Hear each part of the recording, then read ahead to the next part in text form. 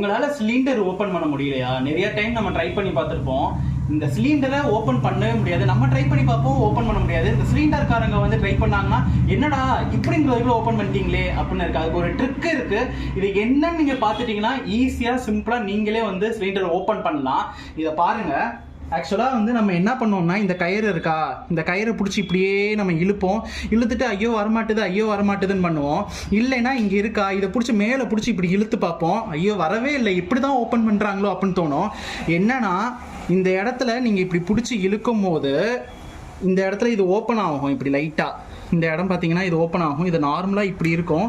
அதுக்கடுத்து இப்படி லைட்டாக ஓப்பன் ஆகும். இப்படி வந்ததுக்கப்புறமா மேலே இப்படி இழுத்திங்கன்னா டடா வந்துருச்சு. இப்போ பாருங்கள், திரும்ப இதை பிடிச்சி இப்படி லைட்டாக இழுத்துட்டு மேலே இழுத்திங்கன்னா வந்துடும். பார்த்தீங்களா? இவ்வளோதான் ஈஸியான விஷயம் ஓப்பன் பண்ணுறது. இது உங்கள் ஃப்ரெண்ட்ஸ்க்கு ஷேர் பண்ணுங்கள். வீட்டில் வந்து தாய்மார்கள் இருந்தாங்கன்னா அவங்களுக்கு ஷேர் பண்ணுங்கள். நிறைய பேருக்கு சிலிண்டர் ஓப்பன் பண்ண தெரியலன்னு சொல்லிட்டு இருக்காங்க. இந்த சிம்பிள் ட்ரிக்கு தெரிஞ்சால் ஈஸியாக ஓப்பன் பண்ணிடலாம். அவ்வளோதான்.